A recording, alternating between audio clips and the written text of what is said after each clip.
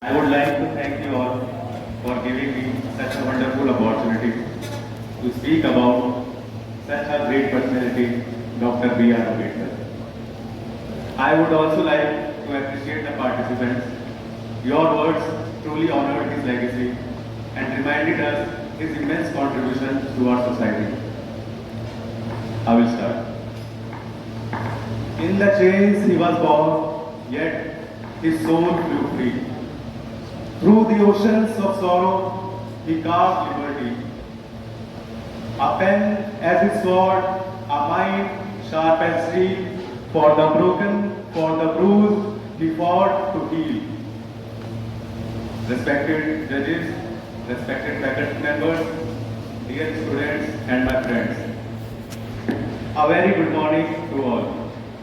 Today, I am feeling so honored and privileged to talk about a man who turned his pain into power, his struggles into revolution, and his vision into the bedrock of this nation. Bharat Ratna Dr. Bhimrao Ramji Ambedkar, Baba Saheb to billions. He was not just a man, he was a revolution. A storm that uprooted centuries of oppression and a beacon that laid the path to dignity for the downtrodden.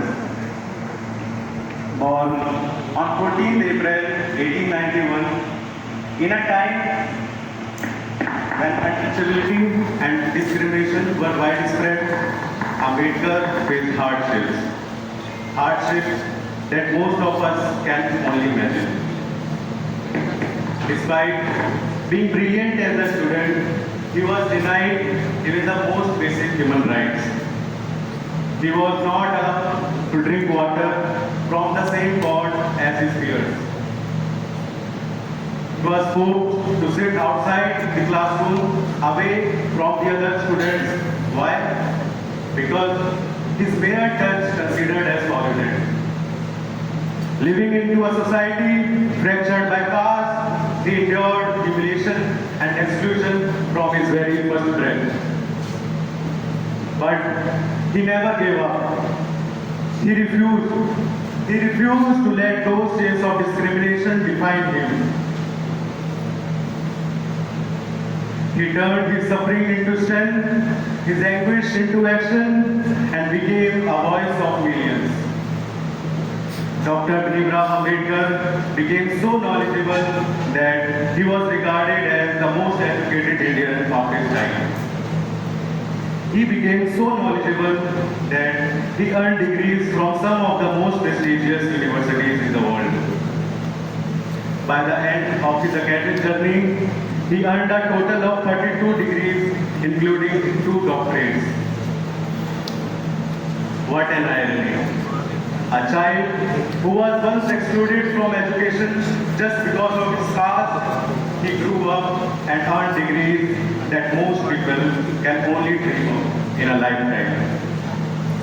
Sometimes I feel Baba Saheb could have chosen a life of comfort, fame, personal glories with his global education and brilliance. He had every reason to walk away from the struggles of society. But he didn't. He chose to return India and dedicated his entire life fighting for the rights of oppressed. As India's first law minister, Dr. Ambedkar drafted Hindu Code Bill, a visionary step towards women's equality in a matter of property, marriage and divorce. But when the bill was rejected, he did not compromise because he believed that a society could never truly progress unless its women were empowered socially, economically and legally. As he says, I measure the progress of a community by the degree of progress which women have achieved. He is the one who gave us the right to freedom of speech and expression because he believed that every citizen must have a voice. He is the man who reduced the working hours of laborers from 12 to 8 hours, giving dignity and rest to the working class. He dedicated his whole life to dismantling the walls of caste, fighting for the rights of Dalits, women, liberals, and all marginalized communities. He drafted the Constitution of India with a vision that looked deep into the soul of India, transforming it into a nation rooted in justice, equality, and human dignity. This is the reason why he is the father of Indian Constitution. He is truly an inspiration, not just for one community, but for all humanity. Yet, whenever people talk about Dr. B.R. Ambedkar, they often limit him to a leader of downtrodden peoples. They always limit him to a leader of Dalits, as if that is all he stood for. It truly saddens me that even in today's time, Dr. B.R. Ambedkar is still misunderstood by many. Let me take a moment to help you understand why he was not just great, but one of the greatest minds India has ever produced. He is a true symbol of knowledge. Our nation grows only when all its communities grow. If even one community remains oppressed or left behind, it weakens the thread of a nation's development. Baba Saheb understood this deeply, knew true progress would lie in the upliftment of most marginalized vegans from the centuries. He didn't only fight for rights of Dalits, he fought for every oppressed voice, including